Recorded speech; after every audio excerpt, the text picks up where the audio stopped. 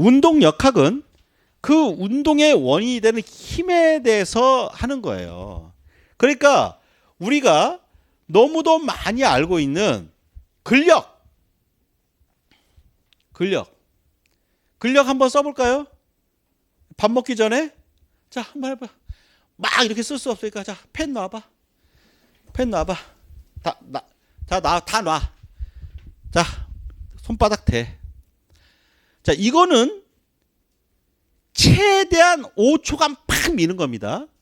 근데 혹시나 심장이 안 좋거나 한 분들은 하지 마세요. 왜냐하면 최대 등척성 운동은 순간적으로 최대 힘을 발휘하기 때문에 심장에 부하가 옵니다.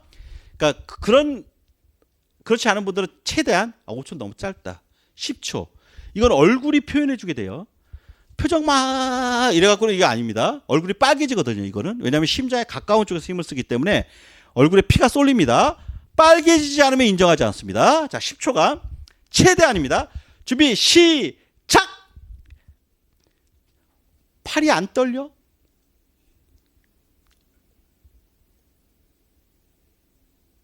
오, 6, 7, 8, 9, 땡! 어우, 좋아요. 오, 좋아. 그러면 여러분, 지금 약간 10초 넘게 이렇게 힘을 주면, 왜 지금 빨개져? 예. 지금 여러분 최대 힘을 쓰셨죠? 그러면 그게 다 근력이에요. 예. 근데 지금 이 움직임을 할 때 대부분 보면 어깨 쪽의 근육과 상완 3두근 중심으로 힘을 쓰거든요. 아마 힘을 썼을 때 지금 상완 2두근에서 지나려고 하는 사람은 이거 없어. 어깨 쪽부터 뒤쪽의 근육에 힘을 쓰니까 여기서 딱 하거든. 그러면 이때 이 근육이 길이가 변화해야 안 해? 안 하지? 그러면 이때 발생하는 근력을 우리는 등척성 장력 이렇게 표현하는 거야. 등척성, 근육의 길이가 변하지 않는 일정한 길이로 장력을 발생시키는 근력이다 이거야. 그렇지? 그 다음 또 이번에 1초만 이번에 여러분 죽을 것 같아. 보니까 딱 하고 이번에 딱 이렇게 해봐. 하고 땡겨봐. 시작! 빡! 스톱. 그러면 이 상태에서도 똑같은 등척성 이제는 앞 근육을 써갖고 이제 하는 거예요. 예, 이렇게. 그러면 이제 근육의 사용 부위는 다르지만 등척성 수축을 하게 되는 거죠. 이해되시겠죠? 예. 그러면서 만약에 자 오늘 점심 내기 한번 하자. 1분단 2분단 나와. 3분단 4분단 나와서 줄다리기를 했어. 으악! 줄다리기를 했어. 근데 둘이 팽팽해. 그래갖고 어디로 가지도 않아. 그러면 여기 10명 여기 10명이 줄다리기를 막 하는데 전신적인 분명히 줄다리기 할 때 팔에 힘 뭐 그냥 코어 쪽에 힘 다리 쪽에 힘 다 쓰고 있을 텐데 어느 쪽으로 움직이지 않고 팽팽하게 버티고 있으면 어떤 상태가 될까? 전신 근육이 등척성 수축 상태를 유지해. 자 그런데 이제 우리가 이기고 있어. 차고 땡겨. 그럼 이제 우리는 어떻게 돼? 팔 쪽이나 이런 게 단축성 수축을 하지. 내가 발생시키는 힘의 방향으로 상대 물체가 땡겨 오는 거야. 그러면 이것을 우리는 내가 원하는 쪽으로 당겨온다 해서 구심성 수축이라고 표현하는 거야. 근데 반대로 쳐. 내가 힘을 주고는 있는데 이렇게 밀려가 저쪽으로. 그러면 이게 어떻게 돼? 내가 힘은 쓰고 있지만 반대 방향으로 밀려가지 원심성 수축을 하는 거야. 전신으로. 그러면 이걸 간단하게 컬 동작으로 하면 이거야. 내가 힘을 줘서 내 몸 안쪽으로 힘의 방향으로 당겨. 그러면 근육의 길이로는 상완 이두근이 짧아지는 단축성 수축을 하는 거고 내 힘의 방향 쪽으로 당기니까 구심성 수축을 하는 거야. 그 다음에 쭉쭉쭉 이렇게 내려가. 천천히 내려가게 되면 어떻게 되느냐. 이 상완 이두근이 힘은 쓰지만 이 반대 방향으로 내려가고 있지? 그럼 원심성 수축을 하는 거야. 근데 근육의 길이는 어떻게 돼? 길어지지? 그러면 이제 신장성 수축을 하는 거야. 그래서 이제 용어를 얘기를 할 때 근육의 길이로 얘기하면 단축성 수축, 신장성 수축. 또 이게 내가 발생시키는 근육의 내력과 이 덤벨과 같은 거에 외적 부하가 하는 걸 외력이라고 표현해요. 내력과 외력의 관계 속에서 내력이 크면 당기는 거야. 외력이 크면 나는 힘은 주지만 외력적으로 가는 거야. 그때 내력이 크면 구심성.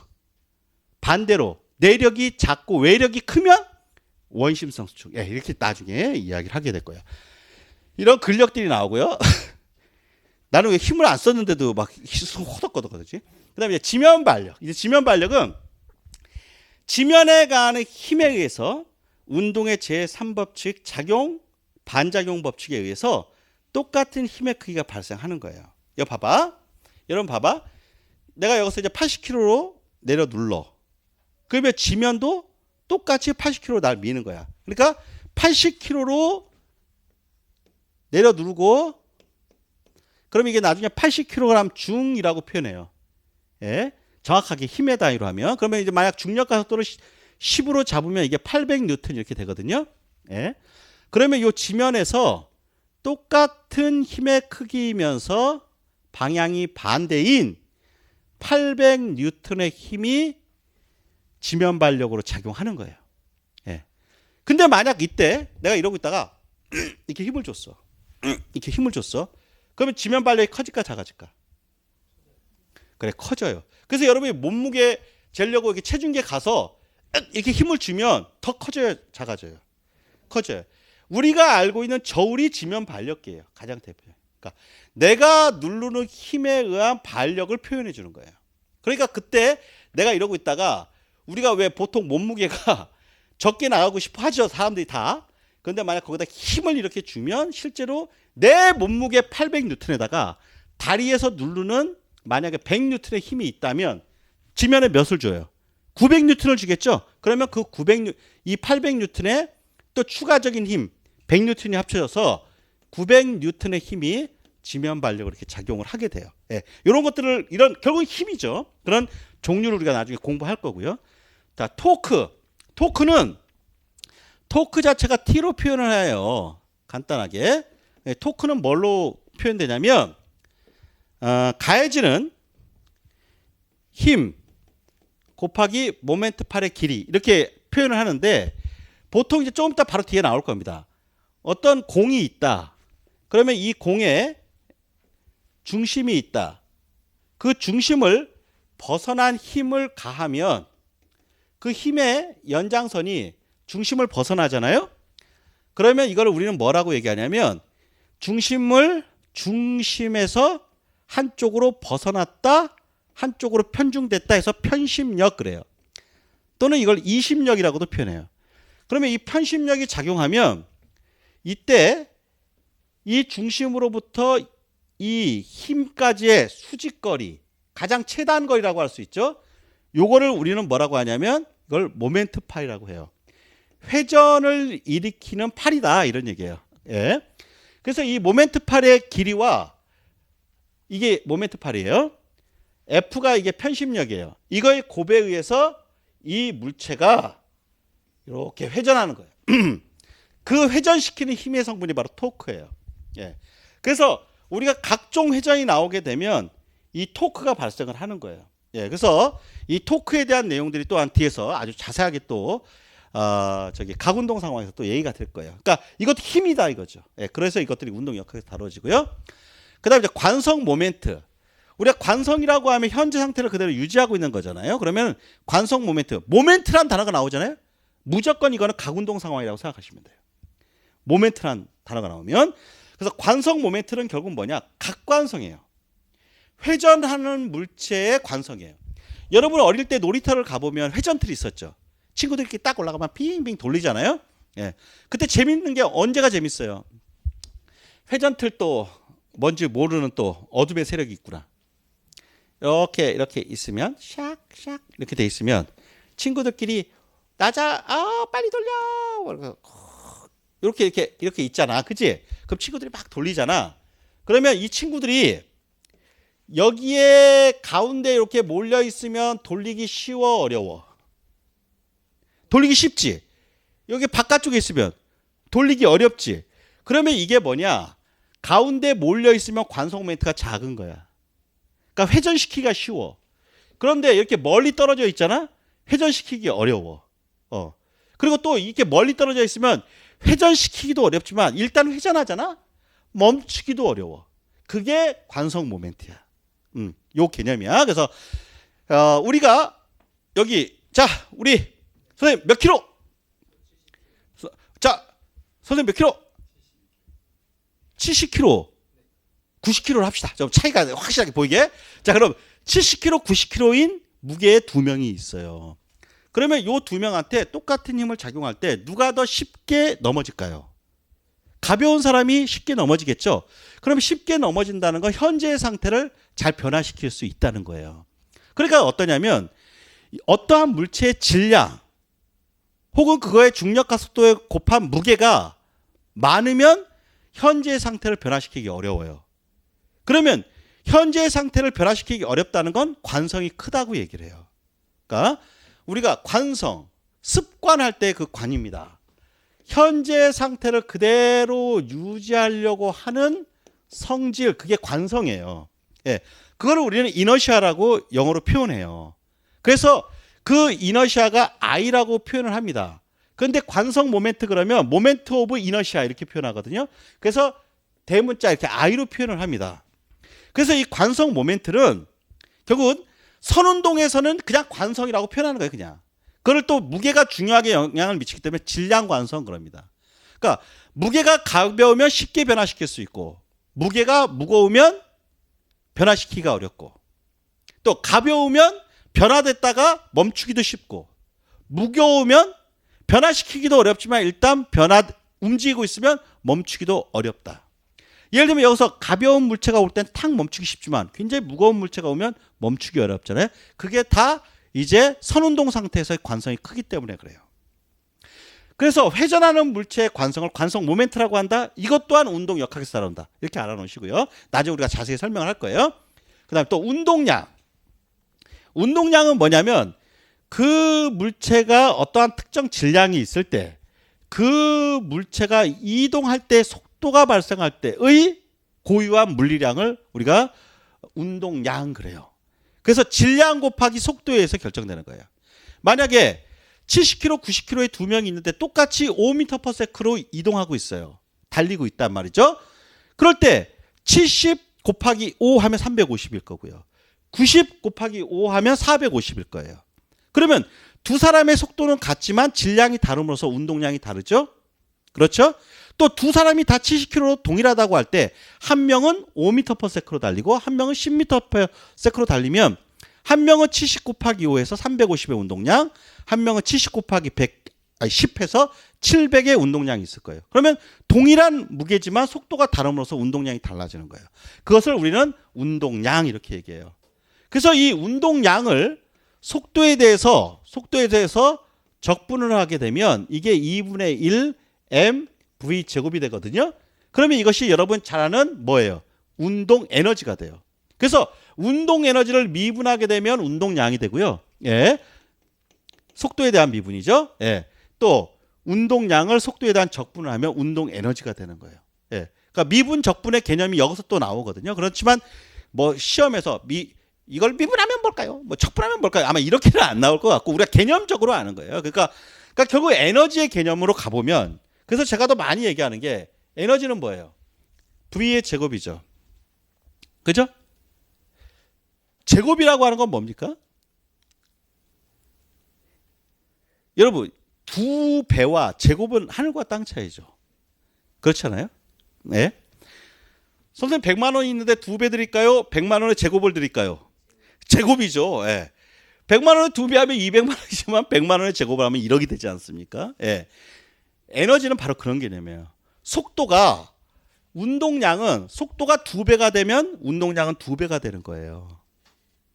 그렇지만 에너지는 제곱이기 때문에 속도가 두 배가 되면 네 배가 되는 거예요. 예. 만약 세 배가 되면요. 속도가 세 배가 되면 운동량은 세 배가 되지만 운동 에너지는 9배가 되는 거예요. 네 배가 되면 예, 16배가 되는 거예요. 그래서 운동 에너지의 개념이 이렇습니다. 그렇기 때문에 만약에 우리가 같은 총알이라도 총알 앞에서 이렇게 톡 던졌을 때 맞았을 때 안 죽어요. 왜냐하면 속도가 크지 않으니까요. 그런데 그때 운동량도 있고 운동 에너지도 하지만 속도가 점점 빨라져서 화약을 갖고 빵 하고 빠른 속도로 하면 마치 아까 2배, 4배, 8배, 16배, 32배 이렇게 커지듯이 속도가 예를 들어서 100배가 커졌다고 생각해봐요. 그러면 제곱에 의해서 운동 에너지는 10,000배가 커지겠죠. 그렇죠? 그렇잖아요? 예, 속도가 1000배가 빨라지면요. 운동 에너지는 100만 배가 커져요. 1000의 제곱이니까. 그래서 상상을 초월하는 운동 에너지가 나오는 거예요. 바로 그게 여러분 잘 아는 공식인 MC 스퀘어에서도 나오는 거예요. MC 스퀘어란 말 많이 들어봤죠? 어디서? 에? 어디서 들어봤어요? 그렇죠. 상대성 이론의 기본 이론이잖아요. 질량과 빛의 속도의 제곱이에요. 예. 그러니까 우리가 MC 스퀘어라고 하는 MC 스퀘어 이 제곱을 의미하는 거죠. 이 제곱이 갖고 있는 의미가 어마어마하게 큰 거거든요. 그러니까 이것들이 그래서 원자폭탄이니 뭐니까 결국 에너지의 개념 아니에요. 예. 만약 열량이라든가 이런 것들이 같은 열량이라도 그것이 속도를 갖게 되면 어마어마한 에너지를 갖게 된다 이거죠. 예. 빛의 속도는 어마어마하게 크잖아요. 그것의 제곱이니 이거는 상상을 초월하는 거죠. 순식간에 예를 들면은 그 많은 에너지가 지나간다. 그러면 우리의 이 연약한 피부 같은 게 견뎌야 안 견뎌요? 못 견디니까 그 에너지를 못 견디고 다 녹아내려 버린 거예요. 그러니까 정체가 없어져 버렸어. 예. 건물도 마찬가지고요. 그러니까 그중에 튼튼한 건물은 뼈대 정도만 남는 거고 산화 같은 경우는 다 사라지는 거죠. 근데 그 에너지가 처음에 갖고 있는 어마어마한 속도 때문에 영향력이 엄청 커지는 거죠. 예. 그러니까 반경이 엄청 커지는 거죠. 그것이 인류 역사상 딱 두 번 터졌던 거죠. 1945년에 일본의 히로시마와 나가사키에 두 개가 터진 거예요. 그리고 인류는 그거보다도 더 어마어마한 용량의 그 폭발력을 갖고 있는 것들이 폭탄이 수도 없이 있는 거예요. 그게 터지면 우리는 그냥 다 멸망하는 거예요. 예. 옛날에는 딱 그 시 정도 터졌지만 그거보다도 몇백 배 센 폭탄들이 서울 시내에 터졌다. 서울 자체가 다 없어지는 거예요. 예. 그게 다 뭐냐면 에너지예요. 에너지. 근데 그 에너지의 시작은 운동량. 예. 그러니까 우리가 에너지엔 종류가 굉장히 많습니다. 화학적 에너지도 있고요. 위치 에너지도 있고요. 운동 에너지도 있고요. 근데 운동량은 운동 에너지와 관련되죠. 그럼 여기서 가장 중요한 게 질량은 예를 들면 여러분의 몸무게다. 어떤 특정한 뱃의 무게다. 질량이다. 이건 일정하겠죠. 그럼 속도에 의해서 결정되는 거죠. 그래서 나중에 운동량에서 가장 중요한 건 속도의 개념으로 이야기를 합니다. 그 다음 충격량. 이건 또 나중에 뭐냐면 이 운동량의 변화량입니다. 운동량의 변화량이 충격량이에요. 그 다음에 이 충격량은 결국 뭐에 의해서 결정되느냐. 이것은 나중에 보면 되겠지만 힘 곱하기 작용 시간의 곱에 의해서 이 충격량이 나와요. 제가 왜 운동량과 충격량을 여기서 하나. 이게 임용시험에서 역학에서 계산 문제로 가장 많이 나왔던 문제예요. 예. 물체의 질량이 있고 속도가 변화한다. 처음에 가만히 있다가 어느 속도가 되었다. 그러면 처음에 운동량이 있을 거고 나중에 운동량이 있을 거 아니에요? 그 차이만큼이 충격량이다 이거예요. 그러면 충격량은 또한 뭐의 공식? 힘 곱하기 작용 시간의 곱에 의해서 나오니까 어떤 시간을 알려주고 그럼 그때 가해진 평균 힘은 몇이냐. 그걸 우리가 평균 충격력이라고 부르죠. 이렇게 구하는 문제라든가 또는 이렇게 충격량이 됐으니까 예를 들면 이때 나중 속도는 어떻게 되냐는가 이렇게 계산 문제로 나오기도 합니다. 그래서 운동량과 충격량의 관계만 알아놓으세요. 나중에 또 자세하게 할 겁니다. 그 다음 마찰력.